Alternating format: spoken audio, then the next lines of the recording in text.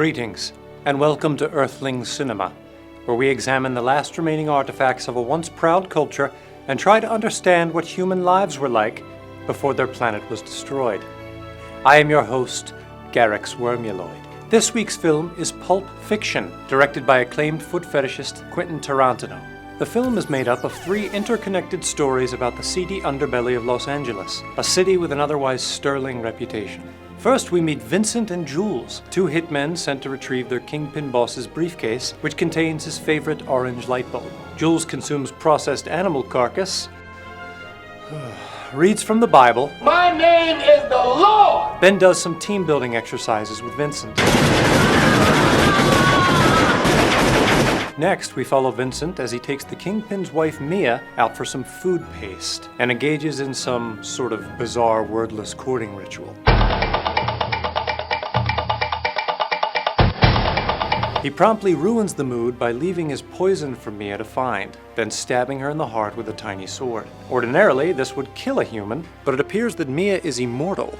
I see no other possible explanation. Finally, we have Butch, an over-the-hill boxer with too much pride and a jewelry fixation. 5 long years he wore this watch. Up his ass. He and the Kingpin go to a pawn shop together, but they decide not to buy anything. Taken individually, these stories would not be long enough to charge a full admission at most movie theaters, but combined they form a feature-length film that upends traditional gangster and action films by trivializing their macho image. Much of Pulp Fiction's humor comes from a cavalier attitude about human-on-human violence.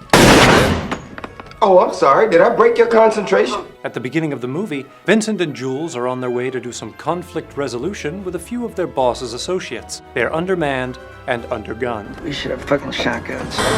Which should be cause for suspense, or at least mild concern, but their casual gossip about TV pilots and foot massages makes for a breezy and relaxed scene. Later, Vincent accidentally shoots Marvin's head off. Oh, what the fuck's happening? Oh, man! Rendering him dead.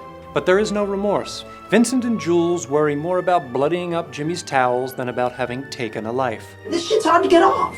Then again, Earthlings took their home furnishings very seriously. In the torture dungeon, Maynard says that nobody kills anybody in his place of business except him or Zed. Nobody kills anybody in my place of business except me or Zed. Which is followed by a friendly door chime. That's it. Most films would pair an ominous statement like that with dramatic music. If they move, kill them. Well, most films would forego the torture dungeon scene altogether, but you know what I mean. The film also takes a cavalier attitude with time. High-stakes situations are often undercut by someone moving at a slower pace. When Vincent is on the phone frantically trying to save the dying Mia, his shots are intercut with Lance calmly ingesting wet bread pellets? Then, as they're trying to find the medical book, Lance and his wife get sidetracked by petty squabbling.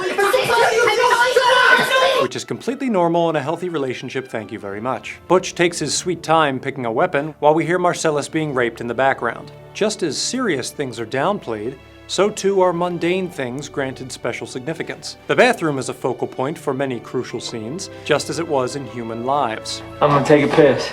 I'm gonna take a shit. Jules and Vincent are nearly killed by a man who lives in the bathroom. Die, you motherfucker! More notably, every time Vincent uses the bathroom, something bad happens. There's the restaurant robbery, Mia overdosing on poison, and finally, getting shot by Butch.